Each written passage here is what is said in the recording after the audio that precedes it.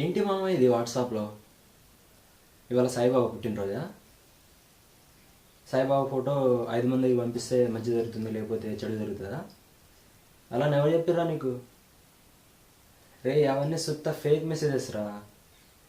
ఎందుకురా అలాంటివి ఫార్వర్డ్ చేస్తావు? ఎప్పుడు మారుతారా మీరు? ఏంట్రా అది మాతో షేర్ చేసుకోవా? ఓకే భయ్యా, let's begin our episode.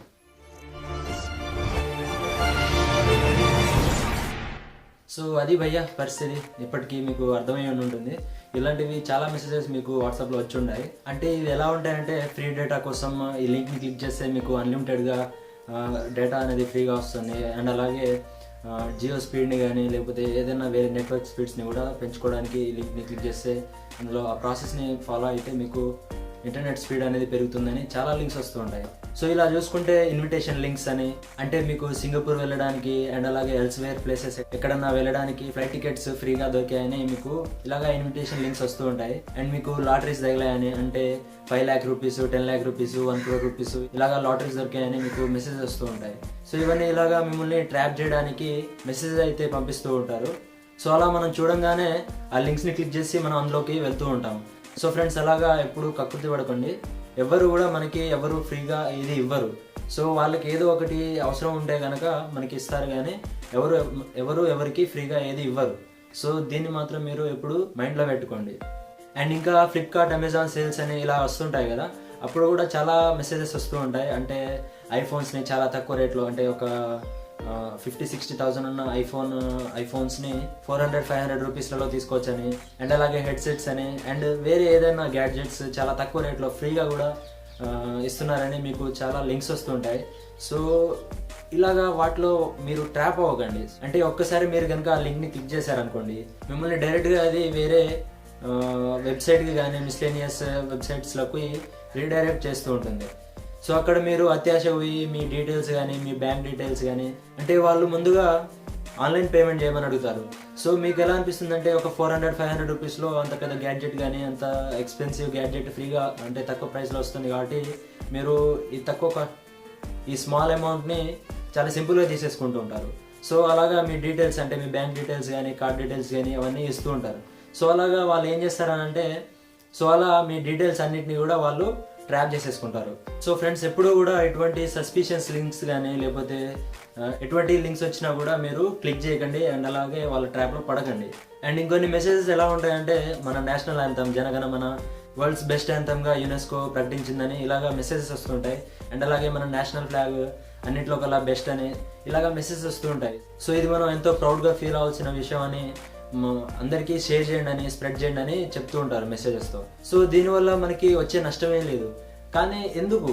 So ఇదంతా ఈ సొల్లు గ్యార్బేజ్ అదంతా ఎందుకు? మనకి అవసరం లేదు కదా. ఏదన్నా ఉంటే ఒక మంచి ఇన్ఫర్మేషన్ ఏదన్నా అందరికీ రీచ్ అయ్యేలా చేసే పని అయితే బాగుంటుంది. అంటే మంచి విషయం అంటే, మొన్న కేరళలో న్యాచురల్ కెలామిటీ వచ్చింది. సో రెయిన్ఫాల్ వల్ల అక్కడ చాలా డ్యామేజ్ జరిగింది. సో అలా అక్కడి ప్రజలకి హెల్ప్ చేయండి అని, వాళ్ళకి ఎంతో కొంత సపోర్ట్ ఇవ్వండి అని, ఇలాగా మంచి విషయాల కోసం వాట్సాప్ని యూజ్ చేసి అలా స్ప్రెడ్ చేయొచ్చు మెసేజ్ని. కాకపోతే ఇలాంటి మెసేజెస్తో ఏం ప్రయోజనం ఉంటుంది? ఏం యూజ్ ఉండదు కదా. సో అలాంటి గార్బేజ్ విషయాలు మన దాకా వచ్చినా కూడా మనం వాటిని స్ప్రెడ్ చేయకుండా ఆపేయాలి. ఒకవేళ మంచి విషయం అంటే దాన్ని స్ప్రెడ్ చేస్తే ఏదైనా ప్రయోజనం ఉంటుంది కదా. అండ్ ఫ్యూ మంత్స్ బ్యాక్ సమ్మర్లో మన తెలంగాణ, ఆంధ్రప్రదేశ్లలో చాలా గందరగోళం జరిగింది. అదేంటి అంటే, ఎవరో బీహార్ నుంచి, జార్ఖండ్ నుంచి ప్రజలు వచ్చి ఇక్కడ మన వాళ్ళని భయపెట్టి డబ్బులు లాగేస్తున్నారని, అండ్ అలాగే ఏదైనా బంగారం అలాంటివి ఉంటే సొమ్మనంతా లాగేసుకుంటున్నారని, సో అలాగా అప్రమత్తంగా ఉండకపోతే చంపేస్తున్నారని కూడా చాలా మెసేజెస్ వచ్చాయి. సో అదంతా నిజమో కాదో అంతా పక్కన పెడితే, మన వాళ్ళు చాలా మంది అలాగా కొత్తగా కనిపించిన వాళ్ళని ఎవరినైనా కూడా చంపేశారు. చాలా మంది చనిపోయారు, మనం చూసుంటాము వార్తలలో. సో ఇలాగా ఓన్లీ వాట్సాప్లోనే వస్తాయా? ఏదైనా న్యూస్ ఉంటే, ఏదైనా వైరల్ న్యూస్ అలాంటివి ఏదైనా ఉంటే ఓన్లీ వాట్సాప్లోనే ఉంటాయా? ఎక్కడ న్యూస్ ఛానల్స్లో ఎక్కడ రావా? సో వీళ్ళకి మాత్రమే అలాంటి న్యూస్ వస్తూ ఉంటాయా? అలాగా ఒకసారి మీరు ఆలోచించండి, అది నిజమో కాదో ఒకసారి ఆలోచించి వేరే వాళ్ళకి మనం ఫార్వర్డ్ చేసేటప్పుడు ఒకసారి ఆలోచించి ఫార్వర్డ్ చేయండి. అండ్ ఇంకోటి ఏమొచ్చిందనంటే, పెప్సీ బాటిల్స్లో కంటామినేటెడ్ బ్లడ్ ఇంజెక్ట్ చేశారని, అండ్ అలాగే ఎయిడ్స్, HIV అందులో ఇంజెక్ట్ చేశారని, తాగొద్దని, పెప్సీ బాటిల్స్లో క్రిములు ఉన్నాయని చెప్పేసి ఫోటోషాప్ తీసి అలా చాలా ఫొటోస్, మెసేజెస్ అలా వచ్చాయి. సో ఇలాగా ఎవరు చేస్తూ ఉంటారంటే వాళ్ళ కాంపిటేటివ్ కంపెనీస్ ఉంటాయి కదా, సో వాళ్ళకి సేల్స్ ఎక్కువ ఉండొద్దని, అంటే వాళ్ళని డిగ్రేడ్ చేయాలని చెప్పేసి ఇలాగా కాంపిటేటివ్ కంపెనీస్ అలా చేస్తూ ఉంటాయి. సో ఒకవేళ మీరు అడగొచ్చు నన్ను, అంటే అది ఒకవేళ నిజమైతే ప్రాబ్లం అవుతుంది కదా, మరి నువ్వు ఫేక్ చెప్తున్నావు, అది ఫేక్ అని చెప్తున్నావు కదా, సో ఒకవేళ నిజమై ఉంటే అది ప్రాబ్లం అవుతుంది కానీ అంటే ఒకసారి మీరు దాన్ని రీసెర్చ్ చేయండి. అంటే మీరు వేరే ఒకరికి పంపించే ముందు ఒకసారి దాని గురించి తెలుసుకొని దాన్ని ఫార్వర్డ్ చేయండి. సో తెలుసుకోవడం ఎలా అంటే మీకు ఇప్పుడు ఒక ఇమేజ్ చూపిస్తాను చూడండి. సో అక్కడ కాషాయం రంగు బట్టలో ఉన్నది యోగి ఆదిత్యనాథ్ గారు. సో అక్కడ మీరు క్లియర్గా చూస్తే ఆయన అక్కడ ఆవు యూరిన్ని తాగుతున్నట్టు కనిపిస్తుంది. కాకపోతే ఫ్రెండ్స్ ఒకసారి మీకు ఇంకో ఇమేజ్ చూపిస్తాను. సో అది రియల్ ఆర్ ఫేక్ అనేది మీకే తెలుస్తుంది. సో ఇక్కడ ఇంకో ఇమేజ్ మీరు చూడొచ్చు, ఇక్కడ మీకు క్లియర్గా అర్థమైపోద్ది. సో అది ఫోటోషాప్ ఇమేజ్ అని. సో అక్కడ వాళ్ళు ఏం చేశారంటే అక్కడ హ్యాండ్ పంప్ ఉంది కదా, సో దాని ప్లేస్లో కవ్ని యాడ్ చేసి ఫోటోషాప్ చేసి అలా తయారు చేశారనమాట. సో ఇలాగా మీరు చూసే ప్రతి ఇమేజ్ రియల్ కాదు ఫ్రెండ్స్. ఒకసారి దాన్ని రీసెర్చ్ చేసి అది రియల్ ఆఫ్ ఫేక్ అని ఒకసారి చూసి, అంటే న్యూస్ ఛానల్స్లో కానీ లేకపోతే ఎక్కడన్నా గూగుల్ సెర్చ్లో కానీ అక్కడ చూసి తర్వాత అది ఫేకో రియలో అని తెలుసుకొని తర్వాత దాన్ని ఫార్వర్డ్ చేయండి. సో అది ఒకవేళ నిజమైతే మంచిది అవుతుంది, లేకపోతే అది మీ దాకే ఉండిపోద్ది. అండ్ ఇంకా ఫేక్ న్యూస్ని ఎలా గమనించాలని ఇంకొన్ని టిప్స్ అయితే మీకు చెప్తాను. సో అలా చేస్తే మనం ఫేక్ న్యూస్ని ఎక్కువగా స్ప్రెడ్ అవ్వకుండా చూసుకోవచ్చు అనమాట. అయితే ఇందులో మొదటిది ఫార్వర్డెడ్ మెసేజెస్. సో ఈ వర్డ్ని మీరు చాలా చోట్ల వాట్సాప్లో చూసుంటారు, కాకపోతే దీన్ని మీరు అంతగా పట్టించుకొని ఉండకపోవచ్చు. అయితే దీని యొక్క ముఖ్య ఉద్దేశం ఏంటిదంటే మీకు ఎవరైతే మెసేజ్ పంపించారో ఆ వ్యక్తి ఆ మెసేజ్ని నిజంగా రాశారా, లేకపోతే అతనికి వచ్చిన మెసేజ్ని మళ్ళీ మీకు ఫార్వర్డ్ చేశారా అనేది మీకు తెలియజేయడానికి ఆ ఫీచర్ని వాట్సాప్ ఇంట్రొడ్యూస్ చేసింది. అండ్ ఒకవేళ మీకు ఏదైనా మెసేజ్ వచ్చినప్పుడు అది సంథింగ్ డిఫరెంట్గా అనిపించినా లేకపోతే సస్పీషియస్గా అనిపించినా, ఒకవేళ దాని మీద డౌట్ ఉంటే ఆ మెసేజ్ని క్లియర్గా చదవండి.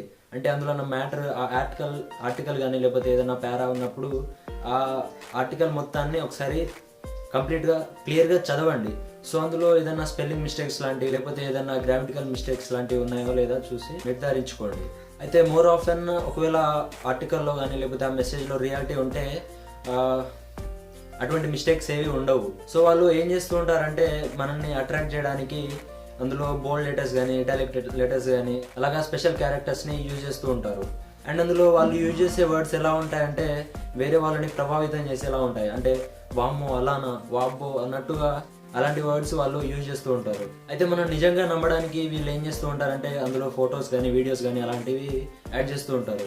అయితే ఆ ఫొటోస్ కానీ వీడియోస్ కానీ మోర్ ఓవర్ నిజమే ఉంటాయి, కాకపోతే వాళ్ళు అక్కడ అల్లిన స్టోరీ అరౌండ్ ఎలా ఉంటాయంటే కొద్దిగా డిఫరెంట్గా అనిపిస్తూ ఉంటాయి. సో అలాంటి మెసేజెస్ ఒకసారి మీకు వచ్చినప్పుడు దాన్ని కూడా పరిశీలించండి కరెక్ట్గా, అవి రియలా లేకపోతే ఎక్కడన్నా వేరే ఇన్సిడెంట్కి సంబంధించిన ఫొటోస్ కానీ వీడియోస్ కానీ ఆ మెసేజ్లో యాడ్ చేసి పంపించారా అనేది ఒకసారి చూసి ఒకవేళ నిజమైతే దాన్ని తర్వాత ఫార్వర్డ్ చేయండి. అండ్ ఇంకోటి, నేను ఇంతకుముందు చెప్పినట్టు చాలా లింక్స్ వస్తూ ఉంటాయి. అంటే ఫ్లిప్కార్ట్, అమెజాన్ సేల్స్ నడుస్తున్నప్పుడు కానీ లేకపోతే ఏదైనా లాటరీస్ తగిలినట్టు లేకపోతే ఏదైనా ఫ్రీ టికెట్ వచ్చినట్టు లేకపోతే ఏదైనా ఆర్టికల్స్ అలాంటివి వచ్చినప్పుడు అది ఏ వెబ్సైట్ నుంచి ఎక్కడి నుంచి వచ్చింది అనేది ఒకసారి చూడండి. అంటే ఒకవేళ అది వెల్ నోన్ వెబ్సైట్ నుంచి వచ్చింది అనుకోండి దాన్ని నమ్మొచ్చు. లేదంటే ఏదైనా థర్డ్ పార్టీ వెబ్సైట్స్ లాంటివి వచ్చాయి అనుకోండి, అంటే చాలా ఫేక్ వెబ్సైట్స్ చాలా ఉన్నాయి అనమాట. సో అలాంటి సస్పీషియస్ వెబ్సైట్స్ నుంచి లింక్స్ కానీ అటువంటి ఏదైనా వచ్చినప్పుడు దాన్ని క్లిక్ చేయకపోవడం చాలా మంచిది.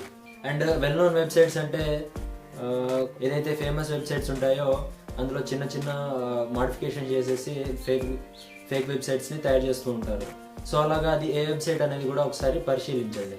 అండ్ ఒకవేళ మిమ్మల్ని భయానికి గురి చేసే మెసేజెస్ లాంటివి వచ్చినప్పుడు లేకపోతే ఏదైనా ప్రమాదాన్ని సూచించే మెసేజెస్ వచ్చినప్పుడు అదర్ సోర్సెస్లో కూడా ఒకసారి చూడండి వాటిని. అంటే న్యూస్ ఛానల్స్లో కానీ లేకపోతే గూగుల్లోకి వెళ్ళేసి ఏదైనా వెబ్సైట్లో దాన్ని రిఫర్ చేయండి. సో అలా రిఫర్ చేసిన తర్వాత మీరు ఒక క్లారిటీకి వచ్చిన తర్వాత వేరొకరికి సెండ్ చేయండి. సో ఫ్రెండ్స్, ఇలా ఎంత చెప్పినా అంతా మీ చేతుల్లో ఉంటుంది. ఫేక్ న్యూస్ని స్ప్రెడ్ చేయాలన్నా లేకపోతే ఒక అన్ప్లెజెంట్ ఎన్విరాన్మెంట్ని క్రియేట్ చేయాలన్నా కూడా అంతా మీ చేతుల్లో ఉంటుంది. ఒకవేళ మీకు అలాంటి మెసేజెస్ అంటే ఫేక్ మెసేజెస్ లేకపోతే ఏదైనా ఫేక్ న్యూస్ లాంటివి ఏదైనా కాన్స్టెంట్గా వస్తున్నాయి అనుకోండి, మీరు ఆ నెంబర్ని బ్లాక్ చేయండి. లేకపోతే వాళ్ళకి ఒకసారి మీరు మెసేజ్ చేయండి, అంటే ఇలాంటి మెసేజ్ ఇంకోసారి పంపించద్దు అని చెప్పేసి, అంటే ఇటువంటి సస్పీషియస్ మ్యాటర్ ఇలాంటివి ఉన్నప్పుడు మెసేజ్ చేయొద్దని చెప్పేసి వాళ్ళకి మెసేజ్ చేయండి. లేకపోతే ఆ నెంబర్ని కానీ లేకపోతే మీరున్న ఆ గ్రూప్ని బ్లాక్ చేసేయండి. అయితే ఫ్రెండ్స్, ఇక్కడ ఒకటి ఏంటిదంటే ఒక విషయం చాలా మందికి తెలిసిందనంటే అది నిజమని కాదు. అంటే ఒక అబద్ధాన్ని మెజారిటీ పీపుల్ నిజమని నమ్మినంత మాత్రాన అది నిజం అయిపోదు. అండ్ అలాగే నిజాన్ని మెజారిటీ ఆఫ్ ద పీపుల్ అది అబద్ధం అని తిరస్కరించిన అది అబద్ధం అయిపోదు. సో ఇదంతా మీ మీద డిపెండ్ అయి ఉంటుంది, అలాగే మీ నమ్మకం మీద ఆధారపడి ఉంటుంది. సో ఇవి ఫ్రెండ్స్ ఓవరాల్గా ఫాల్స్ ఇన్ఫర్మేషన్ని స్ప్రెడ్ అవ్వకుండా, వైరల్ అవ్వకుండా ఆపగలిగే టిప్స్. మొత్తానికి కాకుండా ఎంతో కొంతైనా మనం ఆపొచ్చు. సో ఫ్రెండ్స్, దేవుడి మీద భక్తి ఉన్నా, లేకపోతే మాతృత్వం మీద ప్రేమ ఉన్నా, దేవుని ఫోటోని వేరే వాళ్ళకి షేర్ చేయడమో, లేకపోతే అమ్మ నాన్నల ఫోటో డీపీగా పెట్టుకోవడమో అలా ప్రూవ్ చేసుకోవడం కాదు. అది మన గుండెలో ఉండాలి, మన మనస్సాక్షికి చెప్పుకోవాలి మనం. So friends, story is completed now. మీకు కనుక ఈ వీడియో నచ్చితే లైక్ చేయడం, కామెంట్ చేయడానికంటే ముఖ్యంగా మీ ఫ్రెండ్స్తో షేర్ చేయండి. అండ్ అలాగే మన ఛానల్ని సబ్స్క్రైబ్ చేసుకోండి. సో ఫ్రెండ్స్, మరో వీడియోతో మళ్ళీ ముందుంటాను. Until then take care. This is Surya Bhaskar. See you soon. Bye.